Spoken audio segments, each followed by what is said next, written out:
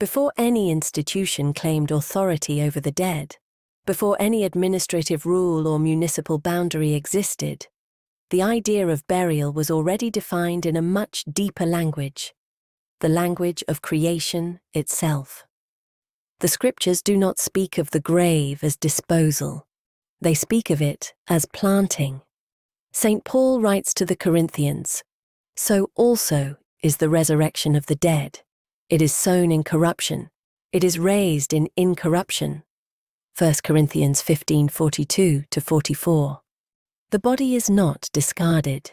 It is sown like a seed placed in the earth. A seed is not thrown away. It is entrusted to the soil with expectation. This is the quiet dignity of burial.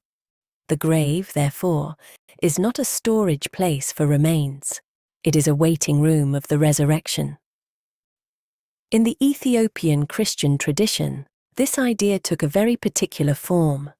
The burial ground around a church is called Mekane Mekabir, a sacred enclosure belonging not to families, not to institutions, but to God. The church forests of Ethiopia, the Atsed, have protected these places for centuries.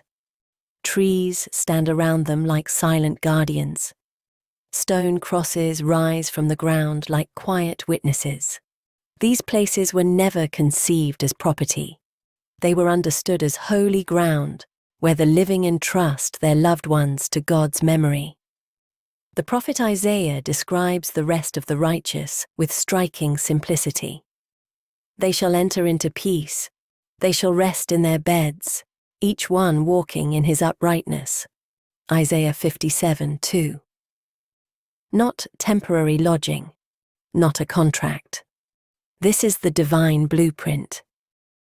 Throughout Scripture, numbers carry meaning. Among them, 7 stands above the rest. 7 marks completion. 7 days of creation. 7 lamps of the sanctuary. 7 years of sabbatical rest for the land.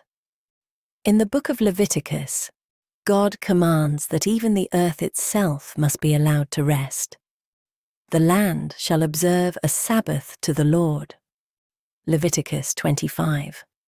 Rest is not merely biological, it is spiritual order. In the Ethiopian Tewahedo tradition, this biblical rhythm found expression in the practice of tezkar, the remembrance of the departed.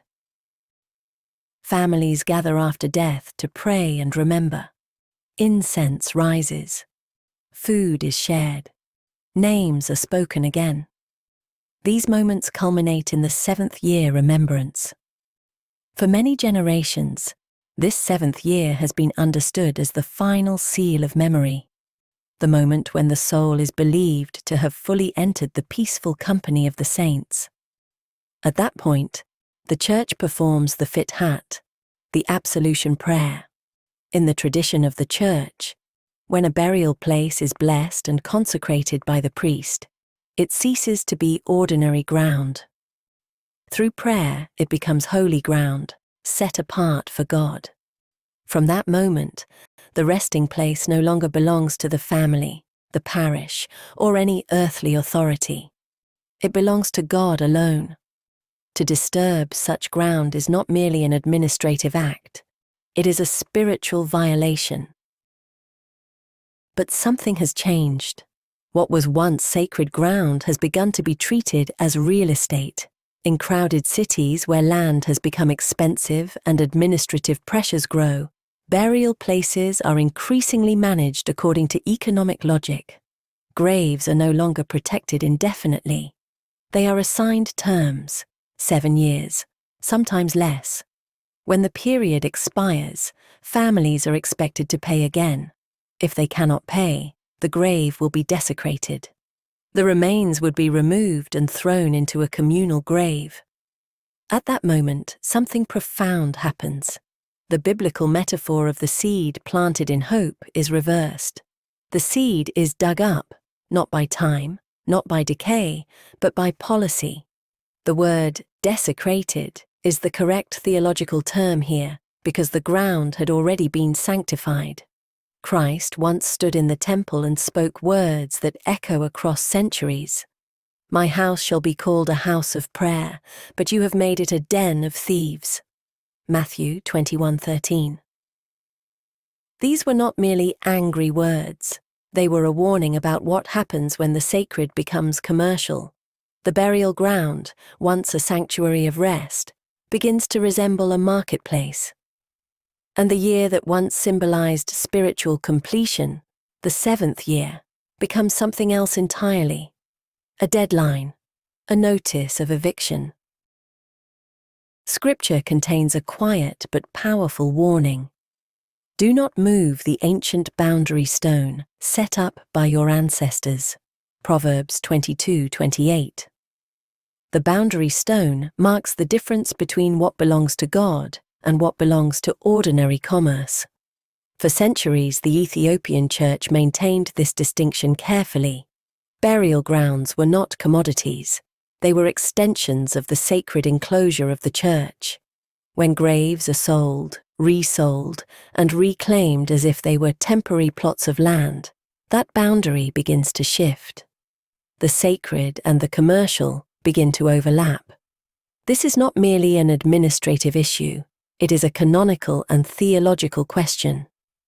If the church itself treats burial ground as a renewable lease, what becomes of the original spiritual understanding of rest? Does the grave remain a place of peace? Or does it become another transaction within the machinery of urban life?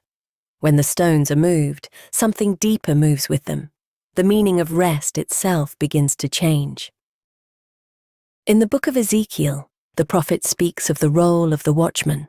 The watchman stands on the wall, not to rule, but to warn. If the watchman sees the sword coming and does not blow the trumpet, the blood will be required at his hand. Ezekiel 33. The church, in every generation, carries a similar responsibility. It is the guardian not only of the living, but also of the sleeping. Those who lie in the earth cannot defend themselves. Their dignity depends entirely on the conscience of the living. And so the question arises, quietly but firmly. Can sacred ground remain sacred if it carries a price tag? Can eternal rest be reduced to a lease agreement? If the church itself does not defend the dignity of the dead, who will? At the center of the Christian faith stands a simple promise spoken by Christ himself. "I am the resurrection and the life. Whoever believes in me, though he die, yet shall he live." John 11:25. The grave was never meant to be the end of the story. It was meant to be a place of waiting, a place where memory, faith, and hope meet beneath the soil, a place where the stones remain undisturbed, not because institutions guarantee them, but because reverence demands it. And perhaps the true question of our time is not only how we treat the dead, but what our treatment of the dead reveals about how we understand the sacred itself. When holy ground becomes temporary property, the language of eternity is replaced by the language of contracts.